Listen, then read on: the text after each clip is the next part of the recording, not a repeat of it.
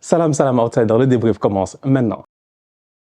Le Real Madrid et l'Atlético Madrid font match nul aujourd'hui 1-1. On va être très sérieux, on va aller directement dans le vif du sujet. Il y a des problèmes, il y a une polémique d'arbitrage. Toute la semaine, on a parlé d'arbitrage en Espagne. Le Real a parlé, il y en a qui se sont plaints en disant que le Real parle trop. L'Atlético a préparé le derby en parlant. Tout le monde a parlé. On va être très honnête, franchement, les problèmes d'arbitrage ne sont pas que en Espagne. Il y a des problèmes en Angleterre. Il y a même pas quelques semaines, il y a un boy à Arsenal, il s'appelle Lewis Kelly. On lui a donné un carton rouge. 3 jours plus tard, la FA a enlevé le carton rouge. Donc du coup, l'arbitre peut se tromper. Aujourd'hui, sincèrement, je suis désolé. Calmement et posé. Je n'ai aucun parti pris. Je n'ai pas d'appartenance, même si vous voulez à chaque fois me donner une appartenance. Tout dépend de comment je fais le débrief. Tout dépend de votre feeling. De temps en temps, Stan, il est catalan. De temps en temps, Stan, il est merengue. C'est vous qui décidez. Sincèrement, Stan, il n'est que un Gunners. Aujourd'hui, je suis là, je suis tranquille, je suis posé. J'ai pas d'appartenance, j'ai pas de feeling, je m'en fous. Que l'Atlético gagne, que le Real gagne, quoi qu'il arrive, l'essentiel pour moi en tant que fan de football, c'est qu'il y ait du spectacle. Tu me demandes s'il y a penalty de Tchouaméni. Calmement, je te dis que moi, personnellement, je pense que le penalty, il est sévère. Je pense qu'il n'y a pas penalty. Et c'est là où j'ai envie d'amener, je dis bien, un point qui est important. En droit, ils en parlent. L'esprit et la lettre. C'est deux choses qui sont totalement différentes. Je vais vous donner un exemple qui est assez simple aujourd'hui. Quand tu brûles un feu rouge, t'as tort. Tu dois avoir une contravention. Le feu, il est rouge. Tu es venu avec ta voiture, tu as vu que le feu, il est rouge. Tu as brûlé le feu rouge. Si on prend, je dis bien, la loi à la lettre, si on oublie l'esprit de la loi, si on prend juste la loi à la lettre, mais tu dois avoir une contravention parce que tu as fauté, parce que ce que tu as fait, c'est pas bien, parce que c'est dangereux, parce qu'il y a un feu rouge, tu dois t'arrêter. On s'en fout de ce que tu as dans ta tête. Tu dois t'arrêter. Je refais la même action. Tu brûles le feu rouge. Mais il y a une raison pour laquelle tu brûles le feu rouge. Tu brûles le feu rouge parce que déjà, tu as vérifié qu'il n'y a pas de piétons, tu as vérifié qu'il n'y a pas d'autres voitures qui passent. Donc si tu traverses l'intersection normalement, parce que c'est une intersection, on met un feu, non, n'est-ce pas, ou un stop. Si tu traverses l'intersection normalement, tu sais que tu vas rentrer dans personne, il n'y a pas de danger.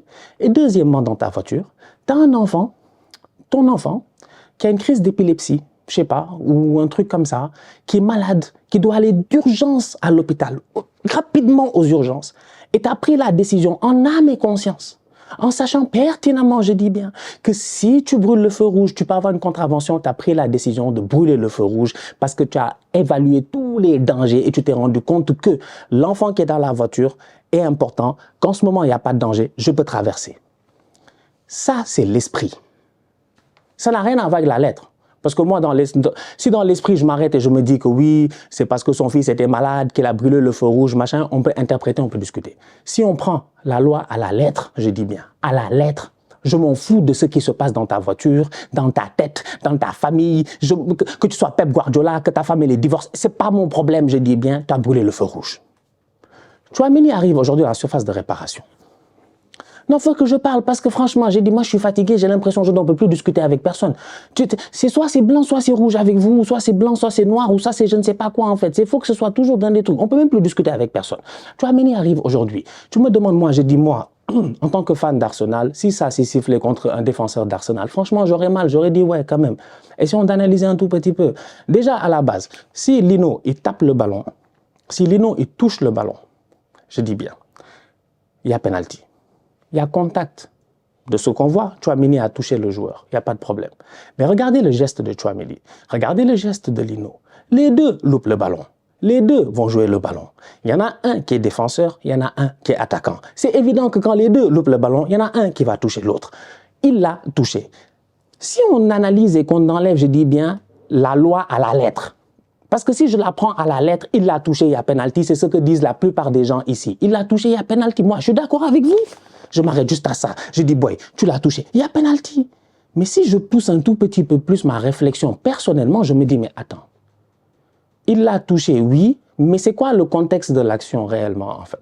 Est-ce que ce contexte-là, l'arbitre sur le terrain, en plus, il ne siffle pas? Il ne siffle pas penalty. C'est à la VAR, on l'appelle pour lui dire qu'il y a faute.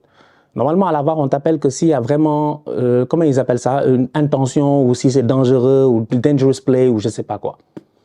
On appelle l'arbitre, il va à la VAR, il voit qu'il y a contact. Il est obligé de siffler penalty. Donc pour moi, si on se base, je dis bien, que sur la lettre, c'est évident. c'est évident que si tu respectes la loi à la lettre, il y a pénalty. Si tu penses à l'esprit de la loi un tout petit peu, là, tu commences à te poser des questions en te disant, le défenseur, il a loupé le ballon, l'attaquant, il a loupé le ballon, il est déjà passé, il n'y a pas d'action de jeu, il n'y a pas de danger de jeu, c'est pas comme si Leno, il a frappé et que le geste de Tchouaméni l'a empêché de frapper. Il y a plein de choses qui tombent dans ma tête qui me font dire que ça va très très vite, l'arbitre sur le terrain, ça va tellement vite que nous tous, on passe à autre chose en fait. On se dit, ouais, c'est pas une action qui vaut la peine peut-être d'être concentré, de regarder ce qui se passe. Donc c'est pour cela que je dis qu'aujourd'hui, ce penalty-là de Tchouaméni, on peut discuter jusqu'à demain, mais pour moi, c'est un penalty qui réveille en moi des souvenirs de droit. Des souvenirs de droit. C'est l'esprit ou c'est la lettre en fait. Qu'est-ce qu'on fait maintenant? Qu'est-ce qu'on fait? La dernière fois, Maël Lewis Kelly d'Arsenal, à qui l'arbitre a donné un carton rouge. Mais dans la lettre, il a raison. Il a respecté juste la loi à la lettre. Le boy a fait un croche-pied sur une contre-attaque adverse, qu'il soit à 30 mètres, à 40 mètres, à 50 mètres ou quoi que ce soit, c'est un anéantissement d'action de but pour l'arbitre, il donne un carton rouge. On est d'accord, dans l'esprit, ça fait aucun sens. Il n'est pas dernier défenseur. Il y a 4 joueurs d'Arsenal qui sont devant lui. Il est à 70 mètres de ses buts, je dis bien. Ça ne fait aucun sens de donner un carton rouge. C'est pour cela que 3 jours plus tard, ils ont changé le carton. Donc à un moment donné, je suis désolé en fait, moi je veux juste discuter football, mais on ne peut plus discuter football, notamment sur un réseau social. Il y a un réseau là, on ne peut pas discuter avec vous. Franchement, un réseau, je ne peux pas, mec, c'est pas possible. Tu viens, tu exprimes une opinion, pas, ça commence à t'attaquer sans même avoir réfléchi un tout petit peu à ce que toi, tu as dans ta tête. Donc aujourd'hui, le Real fait match nul 1-1. On va être très très sérieux, je suis désolé. À mon humble avis, si on me demande, je dis que le penalty sur Tchouaméni, il est sévère. Ça, c'est mon avis. Maintenant, vous avez le droit d'avoir un avis contraire. Et moi, je respecte tous les avis. Mais sans problème. Mais tu viens, tu me dis, Stan, il y a penalty. Je te dis, oui, explique-moi pourquoi. Tu me dis, il y a contact. Je te dis, tu as raison. C'est pour cela que je suis obligé de venir et de sortir des trucs philosophiques. Fatigué quand même. Match nul du Real. Début de match compliqué de la part, j'ai envie de dire, des Madrilènes. Pourquoi ? Maintenant, parlons du match un peu, parce que là, ça suffit de parler d'arbitrage. Parlons du match. Début de match compliqué de la part des Madrilènes, tout simplement parce que l'Atlético parque le bus. Et quand une équipe parque le bus pendant 90 minutes et qu'elle est aussi fort en sortie de balle, en contre rapide et en création de danger comme est l'Atlético, ça crée des problèmes au Real. On dit souvent que, je ne sais pas, la meilleure défense, c'est l'attaque. Avec Cholo, on pourrait dire que la meilleure défense, c'est la défense. Mais moi, j'ai envie de dire qu'avec Cholo, la meilleure attaque, c'est la défense. Cholo, il attaque en défendant. C'est-à-dire que l'Atlético a un bloc défensif, mais chiant. Franchement chiant. Tu vois le match, toi-même, tu en as marre. Ils sont là, ils passent leur temps à bloquer, à colmater. Il n'y a rien qui... Il n'y a pas un espace, il n'y a pas d'oxygène qui passe nulle part, en fait. Ils sont partout. Donc, le Real, ils font quoi pendant tout ce temps-là? Ils cherchent des solutions. Donc, Vinicius, il quitte son côté gauche, il vient un peu dans l'axe avec Mbappé pour chercher des solutions.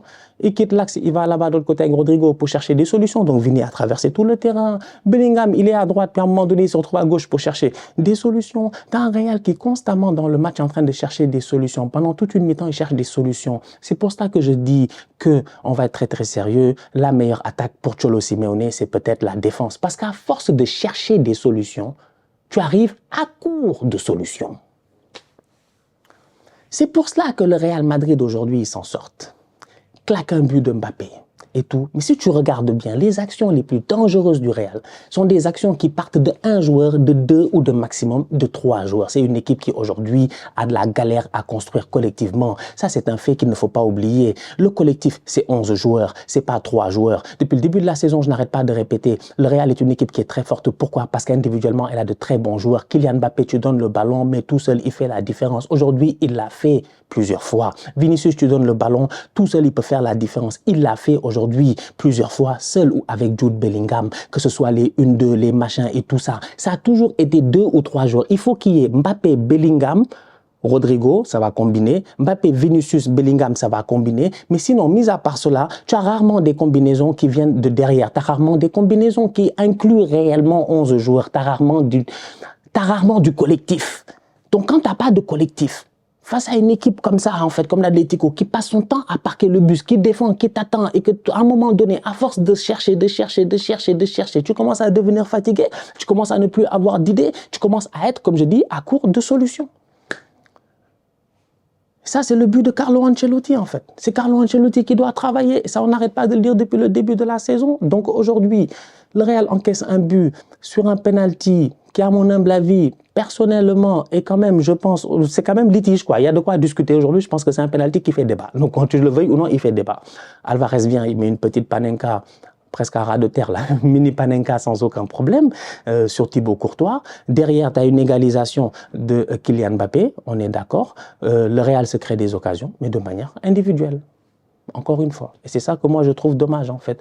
Donc, top performance, j'ai envie de dire, de la part de Jude Bellingham, surtout en deuxième mi-temps, il a été très bon dans le pressing en fait sur le terrain, il a été excellent. C'est lui qui menait un peu ce pressing offensif là. Bon match de la part de Kylian Mbappé parce que face à une défense d'Atlético où les gars ils sont souvent 2 voire 3, c'est difficile de trouver des espaces. Les gars ils t'attrapent et tout, c'est compliqué. Mais Kylian, plusieurs fois, je l'ai vu dézonner, venir toucher des ballons, essayer lui aussi de trouver des solutions. Mais encore une fois, je dis, je trouve que le Real peine à se trouver des solutions dans des matchs comme ça de manière collective en fait. Je peine à avoir une action qui part de derrière et puis tout cela. Donc oui, c'est arrivé de temps en temps, il n'y a pas de problème. Mais aujourd'hui, franchement, le match que je vois, c'est Bellingham et Vini, chez K2 sur un côté, ils peuvent faire le danger. Hop, Mbappé, il va venir et Allah, ils les ont tués. L'autre côté, la même chose. Fede Valverde va venir, il va essayer de colmater. Dani Ceballos aussi, tu vois. Donc, il y a du travail à faire. Défensivement parlant, j'ai envie de saluer le boy Asensio. Il a été très bon pour son premier derby, je pense, il me semble, hein, en tout cas.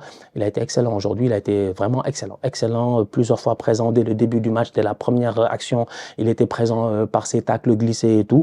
Globalement parlant, il a fait son match. Donc, ouais, ils ont fait match nul 1-1. Au classement, c'est un résultat qui arrange mes deux fous, l'Atlético, parce que eux, ils sont tranquilles, ils sont posés, ils sont dans leur coin. À ce point-ci de la compétition, j'ai envie de dire que l'Atlético, maintenant, on les connaît, on sait que par rapport à d'autres adversaires d'habitude en Liga, ils vont réussir à chercher leurs points. Ils ont réussi à aller chercher un bon point à Bernabéu, un très très bon point à Bernabéu. Yeah. Franchement, genre le Real, ils ont trop de bons joueurs individuellement et collectivement. Jusqu'à aujourd'hui, moi, je suis pas satisfait. En fait, je sais pas, des fois, je parle et je me dis peut-être que les fans du Real vont me dire mais qu'est-ce qu'ils racontent? Dans tous les cas, on gagne, on est bien, on est premier, machin. Mais je suis comme, mais moi, je veux voir mieux, mais je veux voir plus.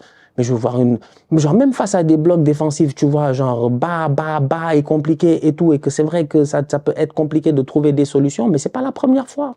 C'est pas la première fois cette saison, en fait. Donc, c'est encore une fois, individuellement, ils sont tellement forts que, genre Mbappé, à un moment donné, il passe, tac, tac, il doit ouvrir à Vini. S'il ouvre à Vini, peut-être il y a but. Rodrigo, il y a une action, calmement. S'il ouvre à Fede Valverde, la frappe, je pense que c'est Vini qui donne le ballon. Au lieu d'ouvrir à Fede qui arrive comme un fou, en fait. Fede, tu lui donnes pied droit, il claque la frappe croisée, sûrement elle est rentrée. Rodrigo veut frapper. Il y a plein d'occasions aujourd'hui. Bellingham, la tête là, sur le centre de Vini, c'est un but. En fait, c'est que des occasions où les gars, ils sont 2, ils sont 3. Ils se créent l'occasion. C'est le Real Madrid. C'est ça, en fait. C'est même pas... Je te dis, ils vont dire, ouais, non, c'est-à-dire qu'il n'aime pas le Real, il raconte du truc. Non, même pas, c'est littéralement ça, en fait. C'est incroyable. Ce que le Real réussit à faire, c'est ce que certaines équipes ne réussissent pas à faire. Une équipe comme Arsenal va avoir la possession de balle, la domination, on va dicter le tempo, mais devant, on n'a pas les boys tueurs comme eux, ils ont des boys que... Aujourd'hui, c'est parce que c'est l'Atlético, c'est parce que c'était Yann Oblak qui a fait de top arrêt et tout ça, mais normalement, en temps normal, ils gagnent ce match-là. 2-1, rapidement, out of nowhere. Donc, c'est pour dire. Donc, pour moi, franchement, j'ai envie de dire, globalement parlant, peut mieux faire de la part du Real, mais en termes de résultats face à l'Atlético, face à un Atlético qui défend, qui joue en contre avec des Griezmann, un Griezmann, voilà quoi, tu connais, Alvarez, tout ça, je pense que le Real s'en est plutôt bien sorti. On a oublié personne, je pense qu'on a oublié personne. Je pense qu'on est tranquille. Je m'excuse pour le petit cours de philosophie au début, mais je pense que c'était important. J'ai l'impression souvent que c'est trop simple, en fait. C'est trop simple. C'est les boys sur Twitter, là, on dirait ils font exprès, en fait. Je ne sais pas, des fois, ce qui se passe dans leur tête. Et les boys, ils sont chez eux, Vite, ils te parlent, tu as l'impression que tu es leur copain, alors qu'en réalité, tu fais que exprimer une opinion, ou du moins, tu vas avoir un débat avec quelqu'un, un débat qui fait du sens, tu vois, calmement et tout. Je sais pas, juste avoir un débat. Juste avoir un débat. Et je le dis aujourd'hui, l'esprit et la lettre, c'est deux choses différentes, franchement. Et c'est l'esprit qui nous permet aujourd'hui d'avoir une interprétation. C'est l'esprit qui permet à un juge de pouvoir interpréter une situation.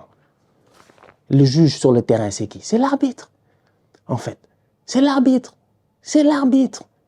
Pas, je dis bien, toutes les lois doivent être suivies à la lettre. On est d'accord, c'est pour ça que j'ai dit qu'il y a contact. Il y a contact, moi, je ne discute même pas avec toi si tu me dis qu'il y a contact. Il y a contact, mais il y a contact quand, comment, pourquoi? Moi, c'est un peu ça que je demande de temps en temps. Sinon, les contacts, il y en a beaucoup. D'ailleurs, Ceballos, il doit prendre carton rouge. D'ailleurs, les mêmes mecs qui appellent à la VAR, là, pourquoi ils n'ont pas appelé pour le tacle dangereux de Ceballos en début de rencontre à un moment donné? Mais une semaine, là, c'est du n'importe quoi. Tu vois. Donc, c'est pour ça que je dis, en fait, c'est la même chose d'ailleurs. C'est la même chose. C'est juste une question d'interprétation. Il y a un gars, il est à la VAR.